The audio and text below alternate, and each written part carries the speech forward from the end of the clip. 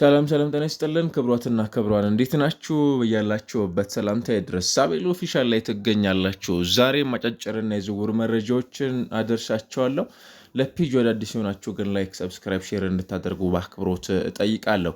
በቅድሚያም አርሰናልን የተመለከተ ጉዳይ እናደርሳለን። በዚህኛው የዝውውር መረጃችን የአርሰናሉ ተጫዋች የሆነው ኢኳዶራዊ ፒየር ኤምባፔ በውሰት ውል ባሳለፍነው የውድድር ዓመት ከባየር ሌቨርኩሰን ወደ አርሰናል መምጣቱ ይታወቃል። ታዲያ አርሰናል ይህንን ተጫዋች በቋሚነት የማስፈረም ፍላጎት የሚኖረው ከሆነ ወደ 52 ሚሊዮን ዩሮ እንዲሁም በተጨማሪነት ደግሞ 10 በመቶ ለተጫዋቹ በጉርሻ መልክ አርሰናል ለባየር ሌቨርኩሰን እንደሚከፍልም ጭምር ከስምምነት ላይ ደርሰው እንደነበረም ጭምር የሚታወቅ ነው።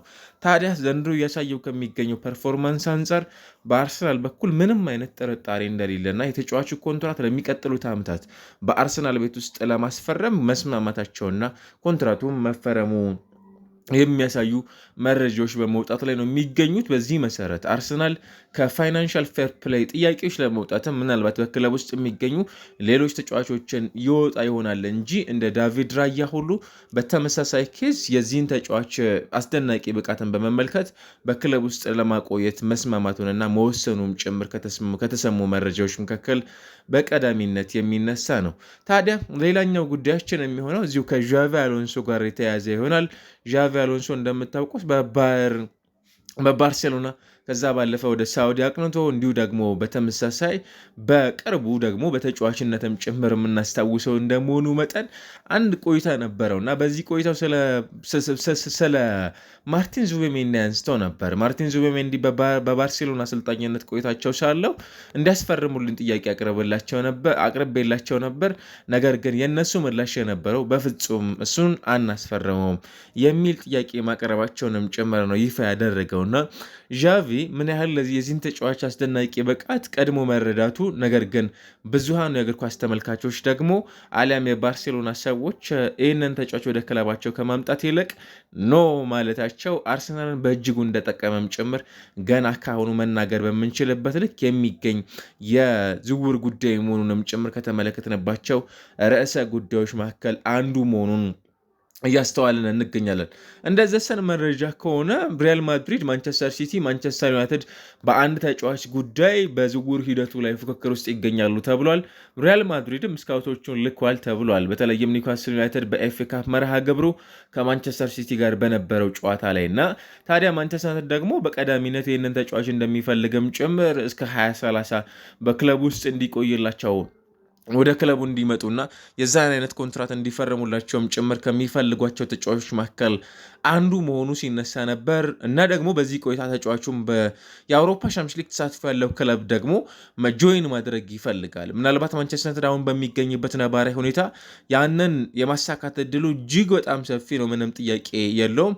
በዚህ ረገድ ደግሞ የዚህ ተጫዋች ቆይታ ወደ የትኛው የአውሮፓ ክለብ ሊያቀና ይችላል በሚለው ጉዳይ ላይ እስካሁን ድረስ መልባት ሊያገኝ አልቻለም። ነገር ግን በዚህ ሰዓት ላይ ሶስቱ በጣም ጃይንት የሚባሉ የአውሮፓ ትላልቅ ክለቦች ይህንን ተጫዋች እያሰሱት እንደሚገኙም ጭምር የተመለከተን እንገኛለን። ወደ የትኛው የአውሮፓ ክለብ በቀጣይነት ተጫዋች ያመራል የሚለው ጉዳይ በደንብ ከሚጠበቁትና ሊሰሙ ከሚገቡ ርዕሰ ጉዳዮች መካከል በዚህ ሰዓት ላይ የተነሳ እንደሚገኝም ጭምር እያስተዋል ነው የሚገኝ ጉዳይ ሆኖ ነው እንግዲህ እያስተዋል ነው የምንገኘው። ከዚህ ባሻገር የጄደን ሳንቾ ጉዳይም በዚህ ሰዓት ላይ የተነሳ ነው የሚገኘው። የተጫዋቹ ወኪል ከቼልሲ ጋር ንግግሮችን እያደረገ ይገኛል ነው የተባለው። በዚህ ምክንያት በጣም አስገራሚ የሆነው ደግሞ ተጫዋቹ እስከ 26 ድረስ በማንቸስተር ዩናይትድ የሚያቆይ ኮንትራት እንዳለው ይታወቃል። ነገር ግን ወደ ቼልሲ ካቀና በኋላ በቼልሲ ቤት ውስጥ የሚፈለግበትን አይነት ፐርፎርማንስ እያሳለፈ እንዳልሆነም ጭምር ነው የተሰማ የሚገኘው። የጄደን ሳንቾ ኮንትራት በቼልሲ ቤት ውስጥ እንዲቋረጥ ፍላጎት ማሳየታቸውም ጭምር ነው የተሰማ የሚገኘው። ለዚህ ደግሞ የብቃት ጉዳይ በትልቁ በጥያቄነት የተነሳ እንደሚገኝም ጭምር የተመለከተን እንገኛለን።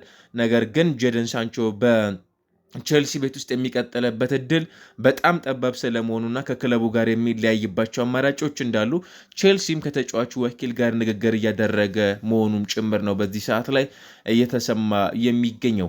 እንደ ቢልድ መረጃ ከሆነ የሊቨርፑል የተከላካይ ስፍራ ተጫዋች የሆነውን ኢብራሂማ ኮናቴን የተመለከተ ጉዳይ መረጃ እየወጣ ነው የሚገኘው።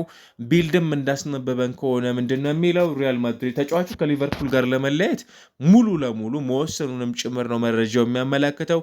ከዛ ባሻገር የሪያል ማድሪድ የቅርብ ሰዎች ደግሞ እያጋሩት እንደሚገኙት ተጫዋቹ ሙሉ ለሙሉ ትኩረቱ ወደ ሳንቲያጎ ቤርናቢዮ የማቅናት ፍላጎት እንዳለውም ጭምር መረጃዎች ይጠቁማሉ። ስለዚህ በቀጣይ ቆይታው የዚህ ተጫዋች ማረፊያ ሊሆኑ ይችላሉ ተብለው ከሚጠበቁት ተጫዋቾች መካከል አንዱ የመሆን እድል እንዳለውም ጭምር መረጃዎች ይጠቁማሉ። ምናልባት ኢብራሂማ ኮናቴ በተደጋጋሚ ፓሪስ ሰን ዠርመን ሪያል ማድሪድን ይቀላቀላሉ የሚሉ መረጃዎች ሲወጡ እንደነበርም ጭምር የምናስታውሰው ርዕሰ ጉዳይ እንደነበር የሚታወቅ ነው። አሁን ባለበት ሁኔታ ግን ይህ ተጫዋች ወደ ህልሙ ወደ ሆነው ሪያል ማድሪድ ትሬንት አሌክዛንደር አርኖልድን ተከትሎ ተጫዋቹ እንደሚያቀናም ጭምር ነው መረጃው እያጋራን የሚገኘው። ወደ የትኛው ክለብ ያቀናል? ምናልባት የሪያል ማድሪድ ጉዞ የማይሳካለት ከሆነ የሚለው ጉዳይ ደግሞ ሌላው ከሚጠበቁት መካከልም ጭምር የሚነሳ ርዕሰ ጉዳይ ሆኖ በዚህ ሰዓት ላይ የተሰሙ ከሚገኙ የዝውውር መረጃዎች መካከልም ጭምር አንዱ በመሆን እያስተዋል ነው የሚገኝ ጉዳይ ሆኗል። በተከታይነት በርከት ያሉ ሌሎች የዝውውር ጉዳዮች አሉ።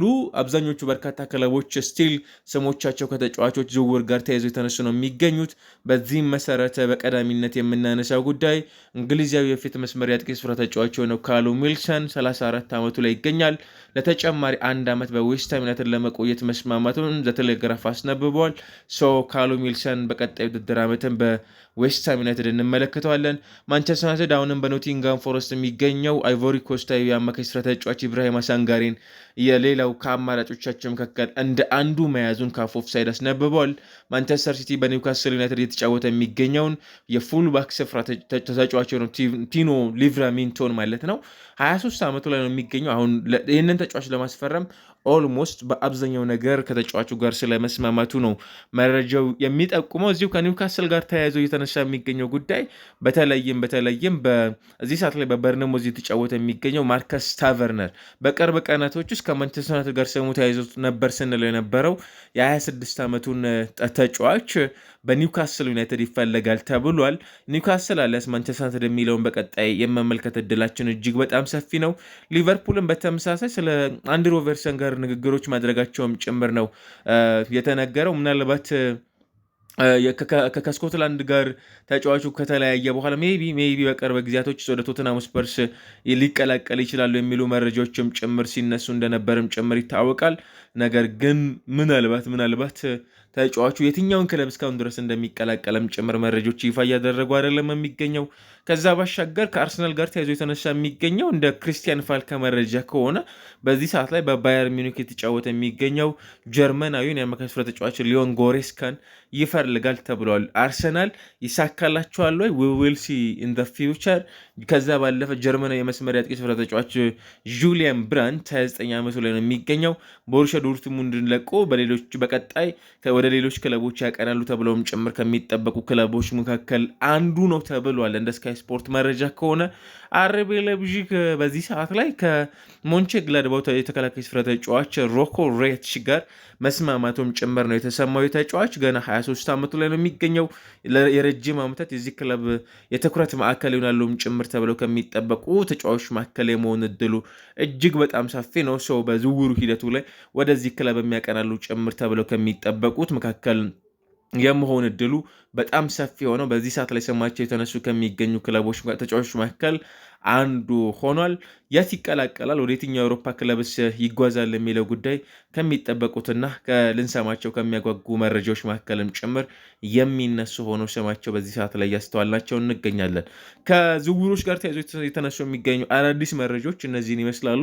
አብራችሁን ስለነበራችሁ ከልብ አመሰግናለሁ።